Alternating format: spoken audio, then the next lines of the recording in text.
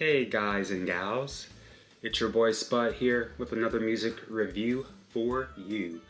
Today we'll be taking a look at Red Velvet's Monster, or let me correct myself, not exactly Red Velvet. This time we're going to be looking at Irene and Seulgi's Monster. That's right, only Irene and Seulgi this time. So, is the album good? Is it bad? Let's dive on in and find out.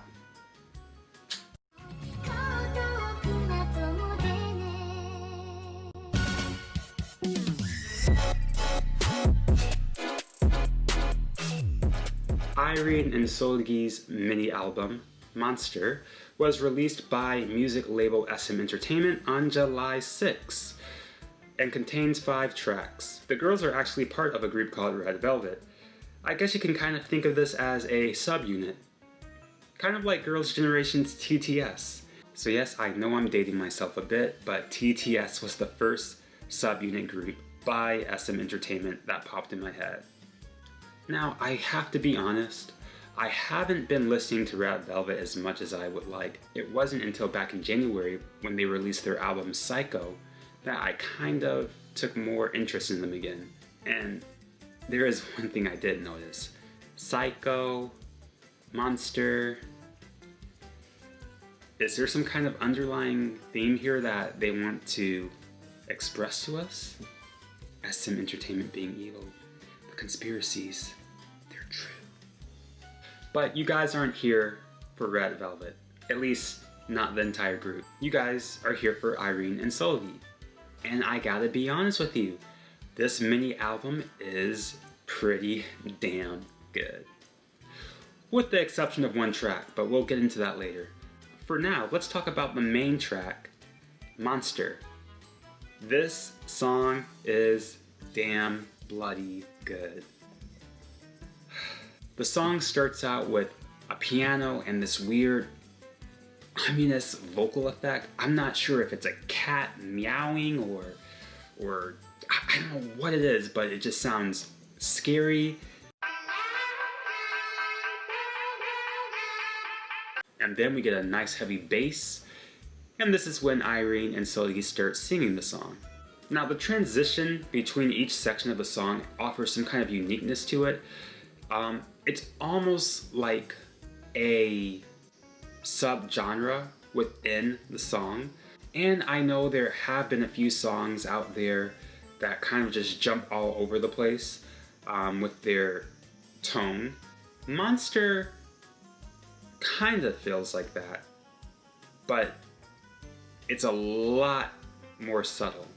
Monster manages to keep the core foundation of the song without jumping all over the place, which means you get a little mixture of hip-hop, of course your pop, and then even some dubstep, just a little bit, but it's there if you listen closely enough. And without a doubt, when listening to this song, it really does give off a horror element. It's gonna be a great Halloween song, for sure. Mark my words. Now our next song is Diamond. This is the second track in the mini album, and it's a lot more laid back compared to Monster. If anything, it's a very, very good transition. Monster, you have this ominous, kind of scary tone, while in Diamond, you get a more chill vibe. If anything, it's basically an R&B song. And not just any R&B, 90s R&B. You definitely got that 90s vibe thing going on. And I love 90s music, so this is right up my alley. And during the halfway point, once again, just like Monster, they try to mix it up a little bit. Although it's not as heavy-handed. They throw a little generic bubblegum pop in there with a mixture of R&B, but the R&B still overpowers that bubblegum pop sound. It's a nice little change, it kind of keeps you on your toes, and I appreciate that. And honestly, I ended up listening to this song a lot more than I expected just because of the chillax vibes that it gives off. Now for the black sheep of this mini album. Feeling Good.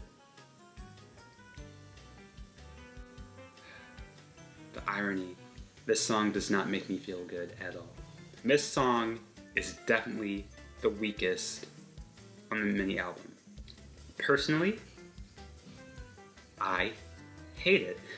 And believe me, I don't want to hate a song. I always want to listen to good music.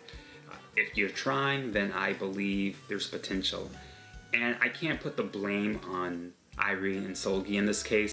The vocals from Irene and Seulgi are adequate. They're decent. They're not amazing. They're not bad. They're just something in between. They're just okay. The problem is the musical structure of this song. It is probably one of the most generic songs I have heard in a long time. The instrumental background consists of your generic 1 and 2 and 3 bass and snare. You can feel the genericness from a mile away, right from the pre-chorus, when they have the generic building up of the song with a speeding drum roll. And then after that, they stop, and then they go into the chorus. Yes, there are a lot of songs that do that, but I was expecting a little bit more from the song considering the previous 2 tracks are so good. Now, as I've said before, the vocals were decent, so there is that to look forward to. Other than that, I don't really have much to say about this song. It may seem like I'm being harsh, but this is a mini album, so I'm kind of expecting the songs to be a little more tight. You have less songs to work with, which means it gives you more time to fine-tune these songs. Make them sound better, make them sound more unique. Give some value to the listener. And you just don't get that with the song. And yes, I am disappointed.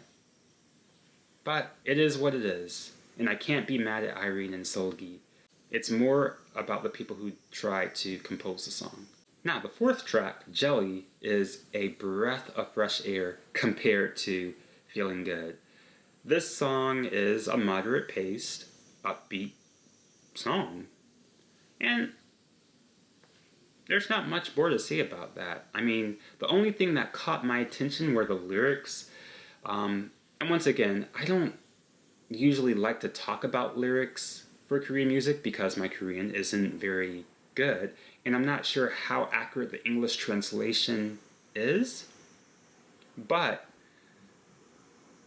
even with my limited Korean and then looking up the translation, this song had some very strong sexual undertones, in my opinion. Or maybe I'm just imagining things.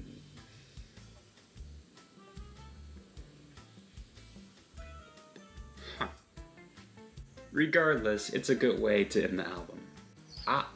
But wait a minute. One more thing. And no, that is not racist. The bonus song, Uncover. Now, this song was initially heard during the La Rouge concert back in November 29, and this is being performed by Seulgi. It was actually an unreleased song up until now. So first of all, I know there are a lot of people out there who say Red Velvet's vocals are trash. Their words, not mine. But after listening to Seulgi singing, I wholeheartedly disagree. Yes, her voice isn't a powerhouse, but it does have a nice, serene, pure tone to it that just makes it very pleasant to the ears. However, I still don't think she's ready for a solo debut. At least, not quite yet. You see, the problem is, although her voice is very pretty, she doesn't bring a lot to the stage that separates her from the hundreds and thousands of other singers out there. And because of that, as of now, she's just an average singer. Fortunately, with practice, she will naturally become better, and I really do believe she has the potential to become a solo artist. She just needs to find her uniqueness in her vocals. Now that I've given my thoughts on the mini album, it's time to give it a rating. So my rating for Irene and Seulgi's Monster is 3.5 spuds out of 5. Monster and Diamond being my favorite songs on the track, with Jelly being a close third. As you know, I think Feeling Good is absolutely terrible, And although Uncover is a decent song, Seulgi's vocals weren't enough to keep me engaged. Now, we've reached the part of the video where I ask you guys and gals some questions. Number 1, if you have listened to the mini album, what is your favorite song and why? And then 2, who do you think would be a better solo artist, Irene or Seulgi? So let's have a discussion in the comment section, and remember, please be kind to one another. Also, if you like the video, be sure to smash the like button and subscribe.